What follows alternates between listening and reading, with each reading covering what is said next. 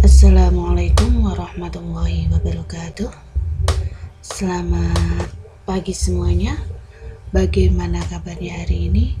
Semoga masih diberikan kesehatan dan tentunya Anda semua masih tetap semangat walaupun masih kuliah online ya, di mata kuliah analisa perancangan sistem informasi. Oke, nggak terasa di sini sudah sampai dengan pertemuan kelima. Kalau minggu yang lalu sudah Anda pahami bersama-sama tentang bagaimana Anda menentukan suatu proyek, ya, kemudian bisa mengidentifikasi proyek-proyek tersebut, atau paling tidak ya tugas Anda minggu yang lalu itu adalah Anda sudah bisa menentukan tema apa yang akan Anda gunakan sebagai tugas awal sampai dengan tugas akhir analisa perancangan sistem informasi. Oke, di pertemuan selanjutnya di hari ini nanti saya akan menjelaskan ketika Anda sudah bisa menentukan tema apa yang akan Anda ambil. Kita selanjutnya akan membahas bersama-sama tentang masalah. Ya, sebelum nanti kita bisa menentukan masalah itu nanti apa, kita bisa belajar ya atau memahami bersama-sama untuk poin pertama, yaitu ada mengidentifikasi masalah. Jadi masalah itu nanti tidak harus langsung kita jelaskan ya secara sederhana, itu tidak. Tetapi di sini nanti kita harus mengidentifikasi, kita harus mengenali masalahnya itu seperti apa. Ya. Mengidentifikasi atau mengenal suatu masalah itu merupakan langkah pertama yang dilakukan dalam tahap analisis sistem. Jadi, masalah itu dapat didefinisikan sebagai suatu pertanyaan yang diinginkan untuk dipecahkan. Masalah inilah yang menyebabkan sasaran dari sistem tidak dapat tercapai. Jadi ketika nanti Anda akan membangun sebuah sistem baru atau memperbaiki sistem yang sudah ada, Anda pertama kali langkahnya ketika Anda tadi sudah bisa menentukan tema, Anda harus bisa mengidentifikasi masalah. Masalahnya itu nanti apa? Ya, Anda harus bisa. Kemudian dari masalah itu nanti ketika Anda sudah bisa mengenali dan mengidentifikasi, Anda nanti bisa mempersiapkan ada suatu pertanyaan atau pernyataan di situ nanti untuk apa? Untuk bisa dipecahkan bersama-sama. Ya, untuk bisa dipecahkan secara bersama-sama dalam masalah tersebut. Oleh karena itu, langkah pertama yang harus dilakukan oleh analis sistem adalah mengidentifikasi terlebih dahulu masalah-masalah yang terjadi. Jadi ada 3 orang atau 3 yang membuat di dalam suatu sistem itu ada analis, ada programmer, dan ada operator. Yang memiliki peran paling besar di sini adalah analis.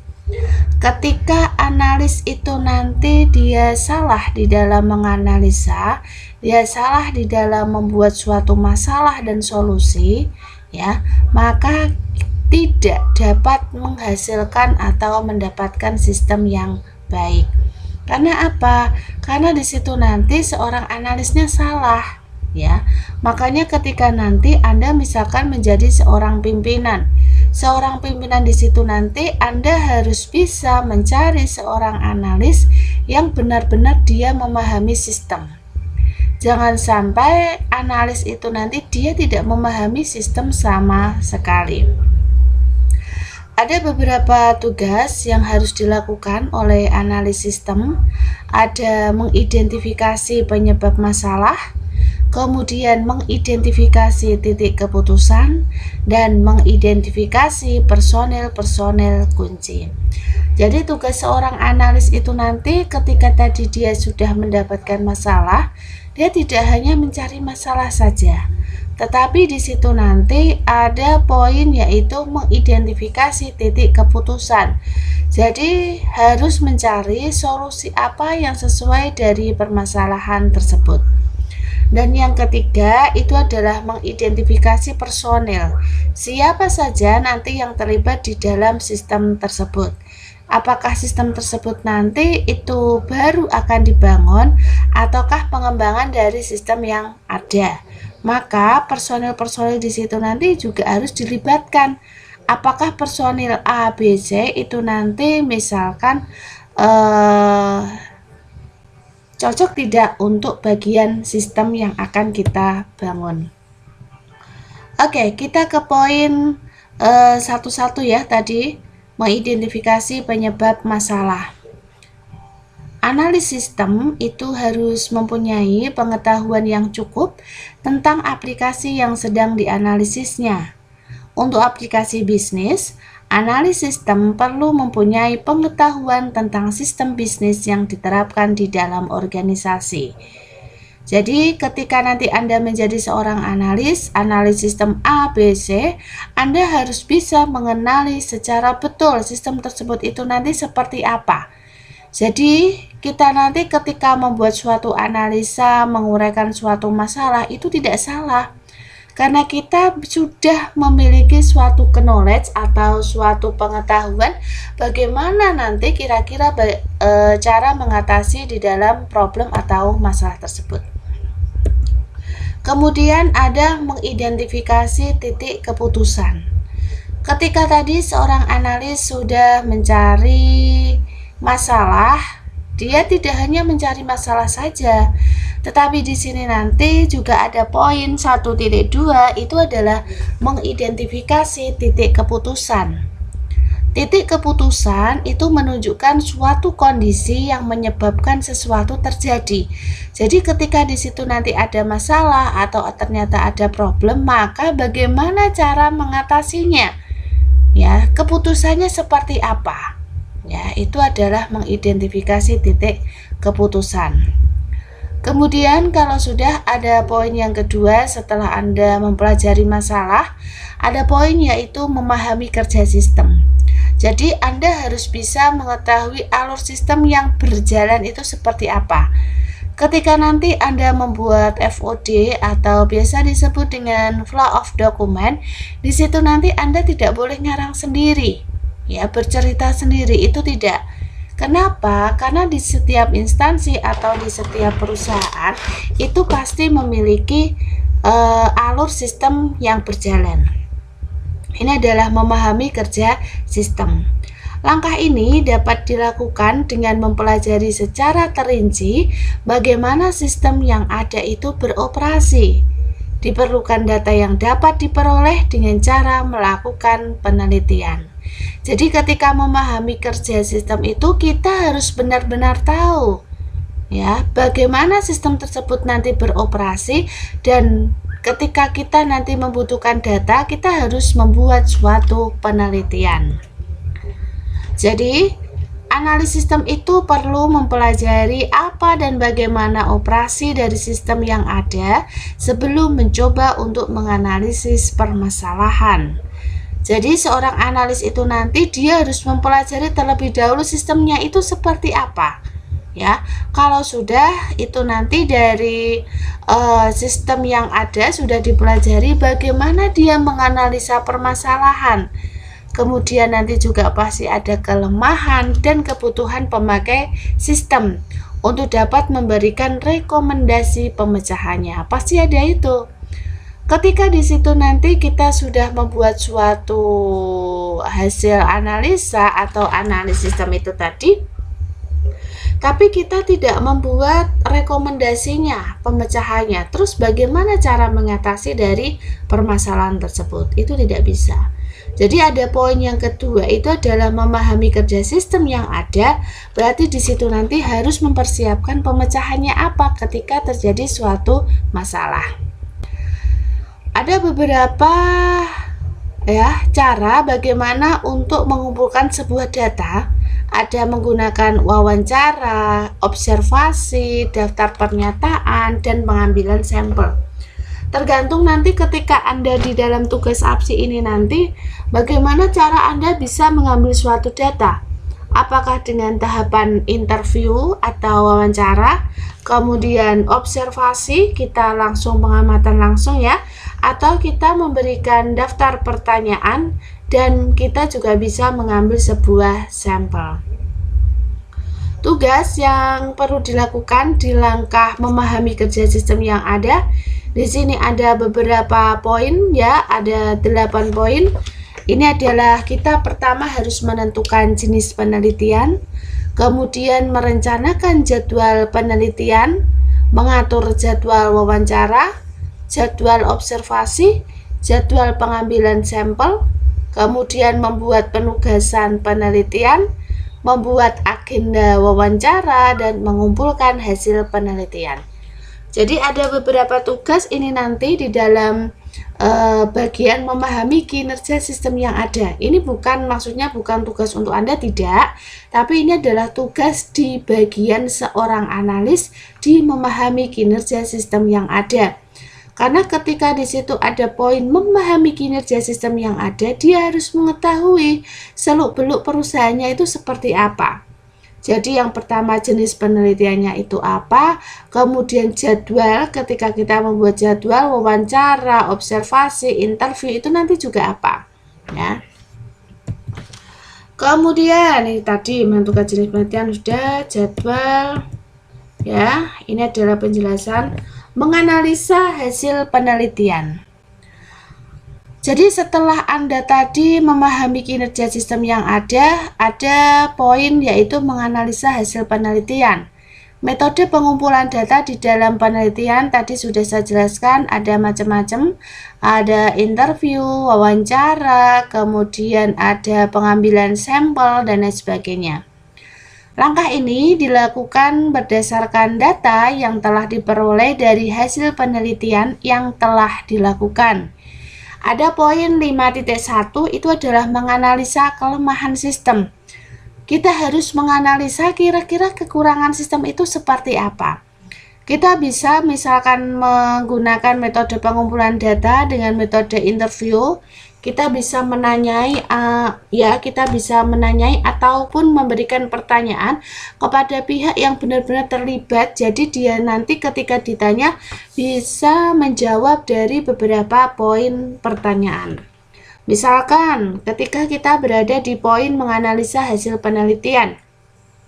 Jadi apa yang dikerjakan, bagaimana mengerjakannya, siapa yang mengerjakan, di mana itu nanti harus dikerjakan, dan hasil analisanya itu seperti apa. Itu di dalam kelemahan suatu sistem, menganalisa.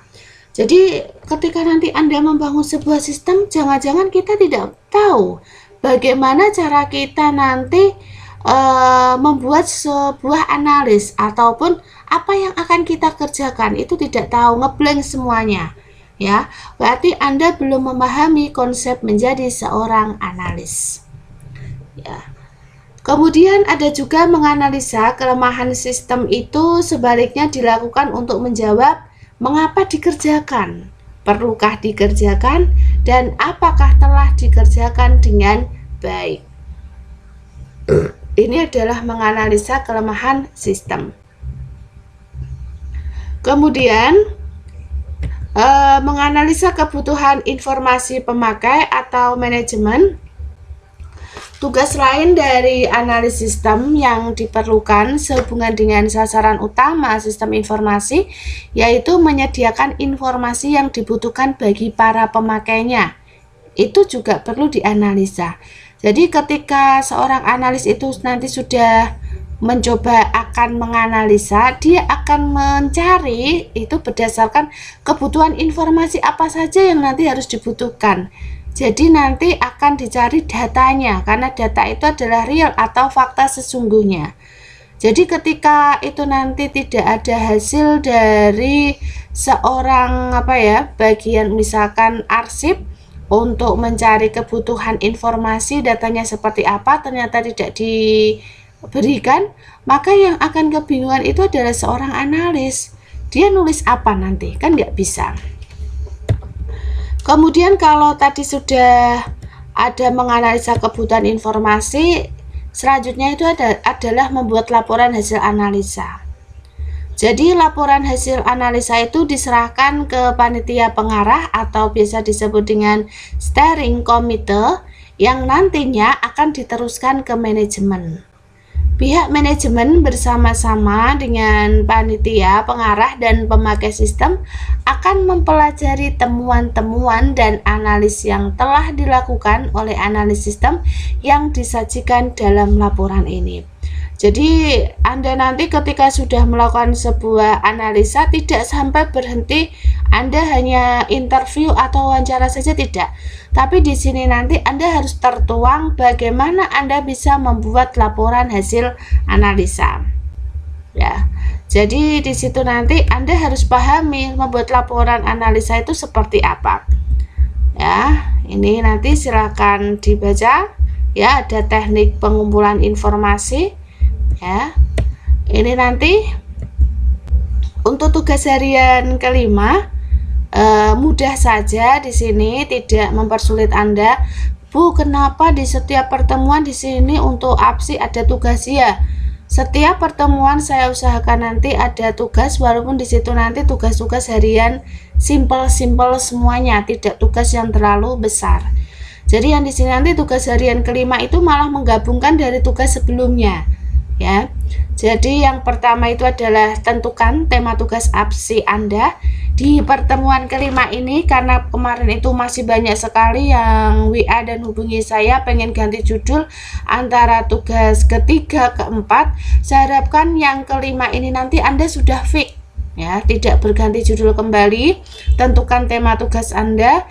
Kemudian yang kedua itu adalah uraikan permasalahan sistem, jangan cuma poin per poin, tapi kalau yang namanya uraian untuk permasalahan sistem Anda buat per paragrafnya. Kemudian gabungkan tugas harian keempat. Kemarin ketika Anda bisa membuat tugas harian 4 ada mendefinisikan proyek, kemudian hasil penelitian dan lain sebagainya, itu hanya Anda gabungkan saja di poin yang ketiga. Kemudian tambahannya yang keempat, metode apa yang Anda gunakan ketika Anda mengerjakan tugas absi sampai dengan sekarang ini?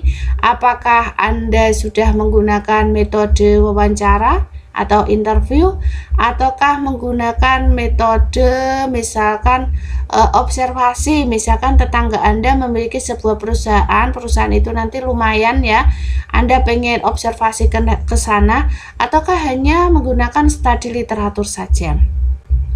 Jangan sampai di poin keempat ini Anda hanya kopas dengan tugas kakak angkatan Anda. Jadi ketika saya mengetahui di situ nanti Anda kopas dengan tugas kakak angkatan Anda atau kopas langsung dari Google, siap-siap maka nilai Anda juga akan mendapatkan yang paling titik-titik gitu ya. Oke, kemudian yang kelima, ya, buatlah tugas harian kelima ini, ingat masih dalam bentuk PDF, ya, jangan Word atau RTF atau PPT, masih dalam bentuk PDF dan diupload di Sunan seperti itu.